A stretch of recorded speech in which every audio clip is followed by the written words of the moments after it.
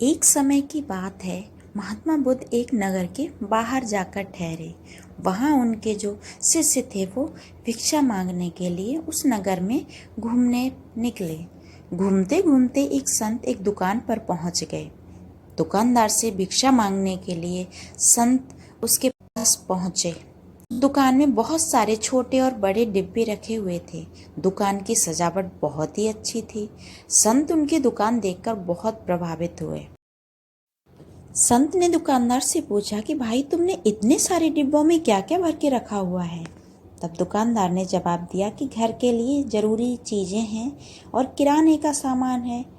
घर गृहस्थी में जितनी भी चीज़ों की आवश्यकता होती है वो मैंने सारी इस दुकान में रखी हुई हैं। संत ने एक डिब्बे की ओर इशारा करते हुए पूछा कि भाई उस डिब्बे में क्या है। तब दुकानदार ने कहा कि उसमें तो लाल मिर्च है। संत ने दूसरे डिब्बे के बारे में पूछा तो दुकानदार ने बताया उसमें नमक है। इस तरह संत ने दुकानदार से कई डिब्बों के बारे में पूछ लिया और उसने अलग अलग सारी चीज़ों के बारे में बता दिया। दुकानदार संत के सम्मान में उसके सभी सवालों का जवाब देता जा रहा था। तभी संत ने अलग रखे हुए एक डिब्बे के बारे में पूछा कि उसमें क्या है, इसे अलग क्यों रखा हुआ है। दुकानदार बोला कि उसमें राम है इसलिए अलग रखा है। ये बात सुनकर संत हैरान रह गया। वो सोचने लगा कि डिब्बे में राम कैसे हो सकते हैं। संत ने ये बात दुकानदार से पूछी।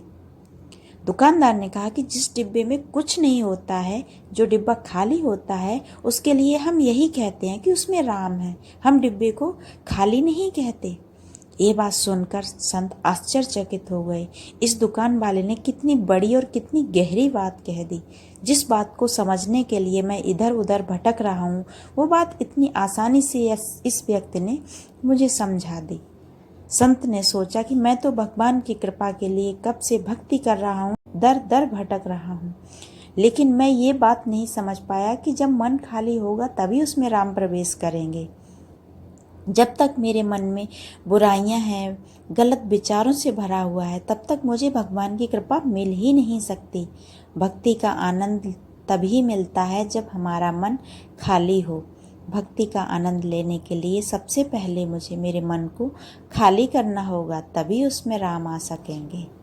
भक्ति में मन लगाना चाहते हैं तो हमें सबसे पहले अपनी बुराइयों को खत्म करना होगा। जब मन शांत और पवित्र हो जाएगा तो भक्ति में आनंद भी मिलेगा और भगवान की कृपा भी बरसेगी।